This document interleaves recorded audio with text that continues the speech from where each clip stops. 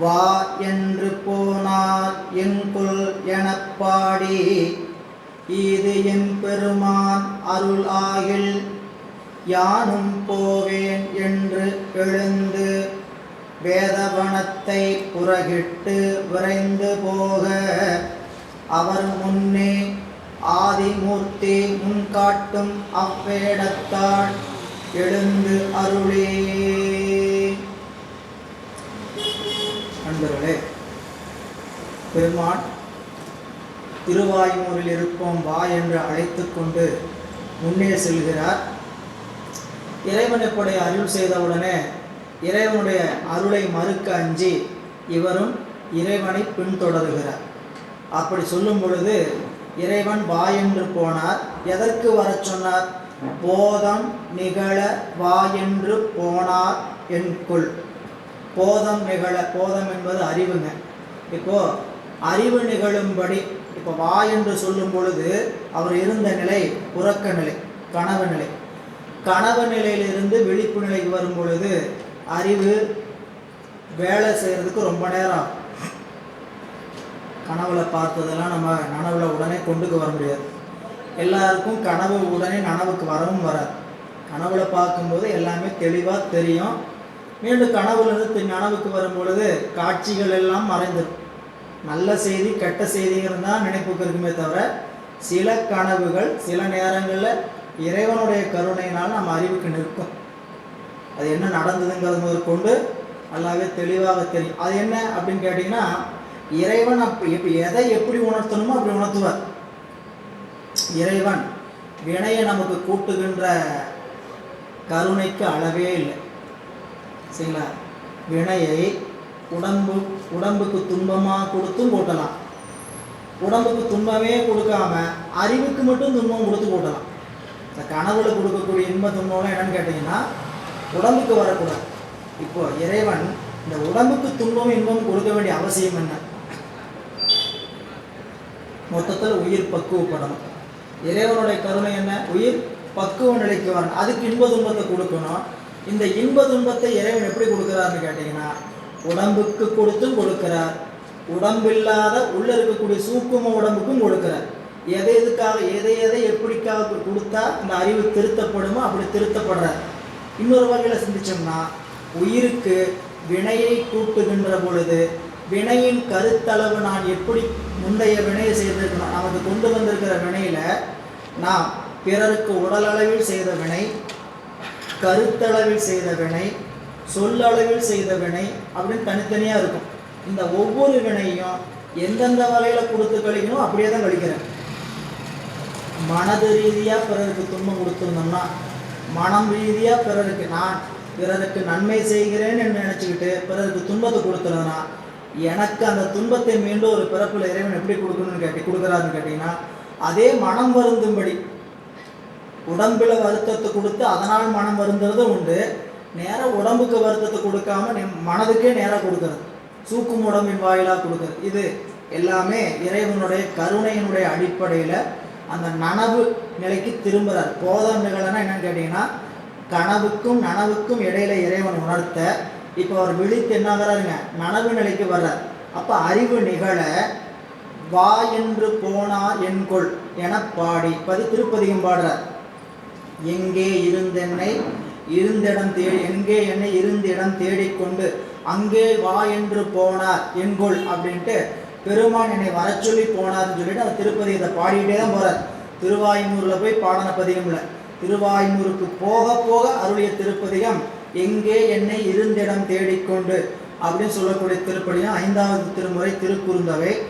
அந்த திருப்பதிகத்தை பாடி ஈது எம் பெருமான் அருளாயில் யானும் போவேன் என்று எழுந்து, இது பெருமான் என வர சொல்லியிருக்கிறாரா, இது பெருமானுடைய திருவருள் என்று நினைத்து கொண்டு எழுந்து வேதவனத்தை புறவிட்டு, வேதவனம் என்பது மறைக்காட்டை பின்னால் போகும்படி என்னன்னு கேட்டீங்கன்னா இறைவனை அங்கே வழிபாடு செய்து உத்தரவு பெற்று அவ்வேடத்தால் விரைந்து போக அவர் முன்னே, இவர் சாமி முன்னாடி போகிறாரு, பின்னாடி இவர் என்ன பண்ணான்னு கேட்டீங்கன்னா பின்னாடி போகிறார். பின்னால் போகிறதுக்கு அவர் முன்னே ஆதிமூர்த்தி முன்காட்டும் அவ்வேடத்தால் எழுந்தருளி. இங்கே ஒரு குறிப்பு தெய்வ சேக்கிலார் பெருமான் சொல்கிறாரு. சாமி எப்படி முன்னாடி வேடம் காமிச்சுட்டே போகிறாராம். கனவுல என்ன வேடத்தை காட்டினாரோ அந்த வேடத்தை காட்டிக்கிட்டே போகிறார். முன்னாடி போகிற வேடம் கனவுல காட்டிய வேடத்தை அப்படியே முன்பு காட்டிக்கொண்டே செல்கிறார். அப்படி போகும்போது இங்கே பார்த்தவர் தானே அவர், சரிங்களா? இப்போ பார்த்தவர் தானே. இப்போ நீங்கள் வழி தெரியாத இடத்துக்கு ஏதாவது போகிறோன்னு வச்சுக்கோங்க, என்னை பின்தொடர்ந்து வாங்கணும், சரிங்களா? அந்த வண்டி எங்கே போயிட்டு இருக்குது, நம்ம 100 வண்டி போயிட்டுருக்கோம். 100 வண்டிக்கு பின்னாடி அந்த வண்டி மட்டும் எங்கே போகுது, அந்த வண்டி மட்டும் எங்கே போகுதுன்னு பார்த்துக்கிட்டே போகிற மாதிரி. அந்த வண்டிக்கு ஒரு அடையாளம், வெள்ளை நிறம், அதில் இந்த லைட் இருக்குது, இப்படியே பார்த்துக்கிட்டே போகணும். இப்படி பார்த்துட்டு தொடர மாதிரி சாமி எப்படி பின்தொடர்ந்தாருன்னு கேட்டிங்கன்னா, அவர் என்ன வேடத்தை காமிச்சாரோ அது மட்டும்தான் அவர் கண்ணுக்கு தெரியுது. வா வா வா வா வா, இந்த குழந்தைய நடக்க முடித்து பழகிற குழந்தைய அம்மா வா வா வா வா அப்படின்னு கூப்பிட்டு போகிறேன். சாமி முன்னாடி வா வா வா அப்படின்னு கூட்டிகிட்டே போகிற மாதிரி, நான் குதிரைக்கு முன்னாடி புல்லு காமிச்சிட்டே போகிற மாதிரி சாமி என்ன பண்ணியிருக்காரு, வேடம் காமித்து கொண்டே அப்படியே முன்னாள் செல்ல, வேடம் காட்டி விரைந்து அவர் முன்னே ஆதிமூர்த்தி நாயனார் முன்னே பெருமான் முன்காட்டும் அவ்வேடத்தால் எழுந்தருளி. முன்னே என்ன கனவுல வேடம் காட்டினாரோ அந்த வேடத்தை காட்டிக்கொண்டே முன்னால் செல்கிறார். அப்படி செல்லுகின்ற பொழுது சீரார் பதியின் நின்று எழுந்து செல்லும் திருநாவுக்கரசர் ஆரா அன்பில் ஆரமுதம் உண்ண எய்தவாரே போல், ஆரா அன்பின் ஆரமுதம் உண்ண எய்தவாரே போல், நீரார் சடையார் எழுந்து அருள நெடிது பின்பு செல்லும் அவர், பேராளரை முன்தொடர்ந்து அணையப் பெறுவார் எய்த பெற்றிலரார்.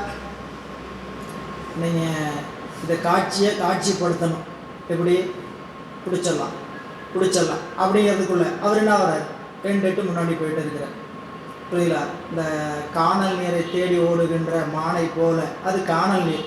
இங்கே இறைவனுடைய திருக்காட்சி கை கெட்டுனது வாய் கெட்டல. பாட்டில் அப்படியே சொல்கிறேன், கை கெட்டியது வாய் கெட்டல. சாமி பார்த்தோம் ஆனால் எட்ட முடியலையே அப்படின்னு பின்தொடர்கிறாராம். சிறப்புடைய திருத்தலத்திலிருந்து திருமறைக்காட்டிலிருந்து செல்லும் திருநாவுக்கரசர் ஆரா அன்பில் ஆரமுதம் உண்ண எய்தவாரா போல், எய்தவாரான்னா கிடைச்சி கைக்கு கிடைத்த அமுதம் வாயில் போட்டு சாப்பிட முடியும். இப்போது பெருமானை அப்படி பார்த்தாரு, அந்த பார்த்த அனுபவத்தை உள்ளுக்குள்ளே கொண்டு போய் அனுபவிக்க முடியல. என்ன அப்படி விட்டு போயிட்டே இருக்கிற. ஆரா அமுதம் உன்னை எய்தவாரா போல் நீரார் சடையார் எழுந்தருள. அவர் என்ன ஆயிட்டாருன்னு கேட்டிங்கன்னா மறைந்து விடுகிறார். மறைந்து விட்டு சென்றார். எழுந்தருள நீண்ட தூரம் பின் செல்கிறார்.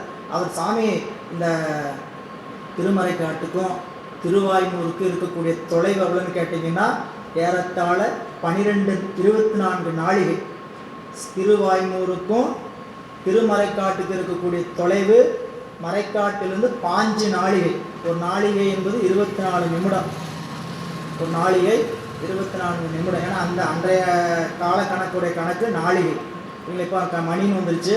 ஒரு நாழிகை என்பது 24 மணி நேரம், 24 நிமிடம்.